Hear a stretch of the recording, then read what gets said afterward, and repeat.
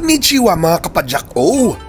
Welcome to another Padyak Abroad adventure. This time, nasa streets of Tokyo naman tayo, kung saan ang modern city vibes ay hinaluan ng rich culture and tradition.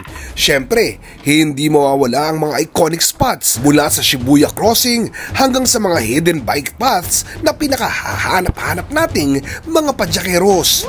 Kaya tara na, pumadyak na tayo sa Land of the Rising Sun, partikular dito sa Tokyo.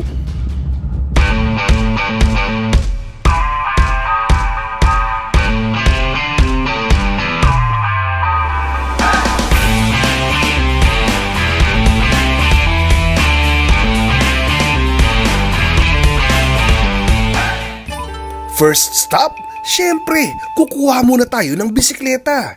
At dito ko napili sa Rapha Tokyo. Bilang member ng RCC kasi o Rapha Cycling Club, may exclusive privilege tayo na marentahan ang kanilang Factor Ostrovam RCC Edition. Hi Jusme, you had me at hello. Ang ganda! Pero kakayanin kaya niya kapag ginamit ko na ang 100% kong padyak power? Well, abangan nyo ang short review ko mamaya. For the meantime, bago tuluyang lumarga, magpabudol muna tayo sa mga jersey ng Rapha. Okay, now we are ready to padyak.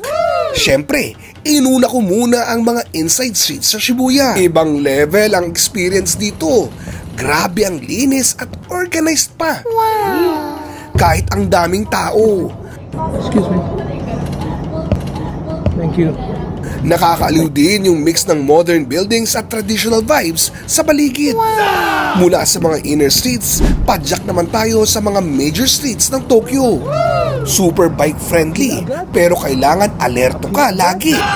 Do stay in the bike lanes. Strict sila dito. Bawal bara-bara. May mga designated bike lanes. Imagine mo, bike lanes na ang linis. Parang never natapakan ng tsinelas. Karaniwan ni asphalt na parang hinaplos ng moisturizer.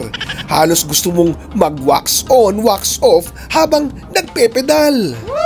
Nabasa ko lang at least mayroon daw more than 50 kilometers na bike lanes dito sa Tokyo at balak pa raw yan dagdagan ng Japanese government. At kahit walang bike lane sa ilang lugar, considerate ang mga drivers. Wow! Never ko nga yatang na-feel na nanganib ang cycling career ko dito.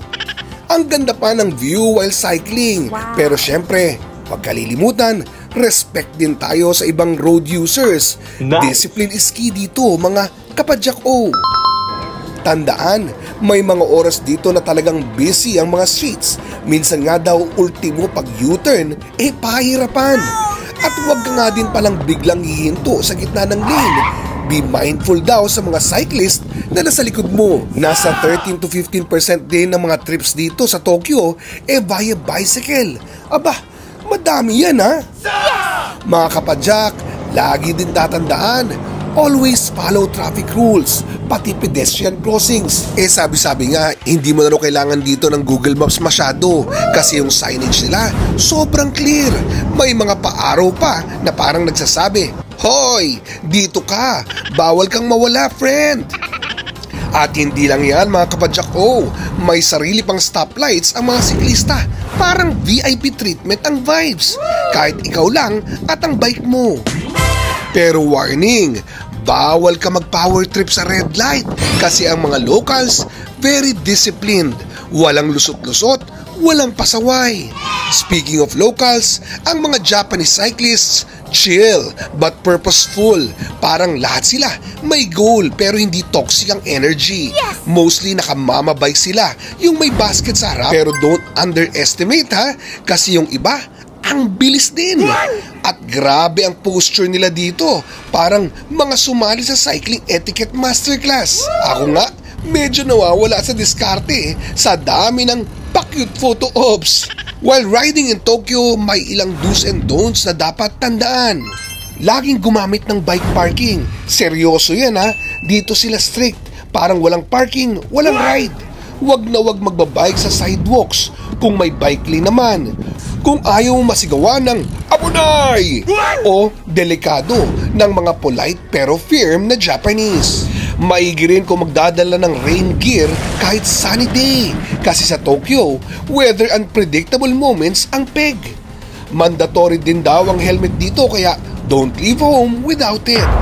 Sa mga di naman mapakali at di mabubuhay ng hindi mayat-maya, tumitingin sa cellphone. Aba, may nabasa ako. Bawal na bawal pala dito ang pagsa-cellphone while cycling.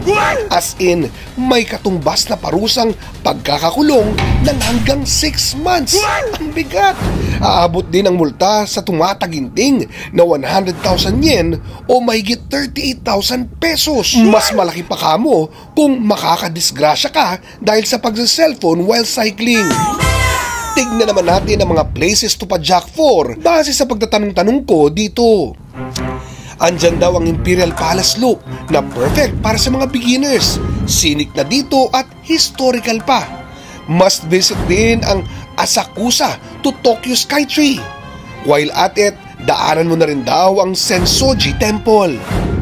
Kung futuristic vibes naman ang type mo, might as well padyakan mo na rin ang Odaiba.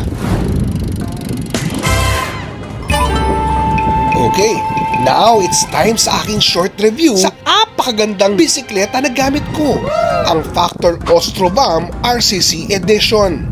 Unang tingin pa lang, alam mong bigatin. Yung tipong parang ayaw mong dalin sa maduming kalsada kasi ang pogi masyado. Pero syempre, nilusong ko pa rin sa mga smooth na Japanese roads kasi ano pa silbi ng pogi points kung hindi natin matetesting, di ba? Head turner siya. May mga nagtatanong pa nga, anatano bike? Wasubarashi. Ibig sabihin yata, astig daw.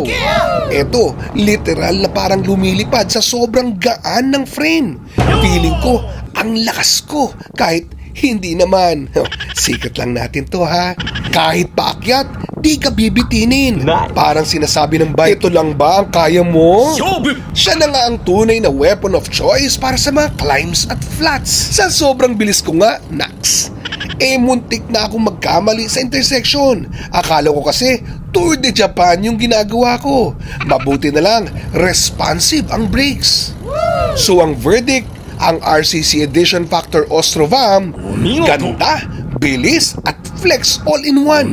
Hindi lang siya bike, statement piece siya. Hay, kung may uuwi lang kita. Buti na lang, may pakape ang Rafa Tokyo nang isoli ko na sa kanila ang bike. And in fair ha, ang sarap ng kape nila.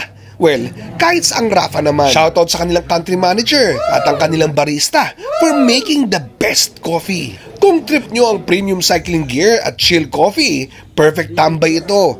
Ang saya ng padyak dito, parang zen kahit nasa gitna ka ng city hustle.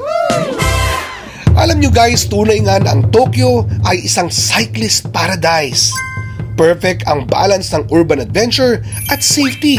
At syempre, nakakatuwa yung culture na nagbavalue ng respeto, efficiency at aesthetics kahit sa bike lane.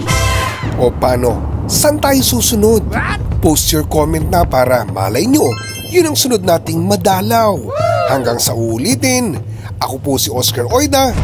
Let's cycle the world, one padyak at a time.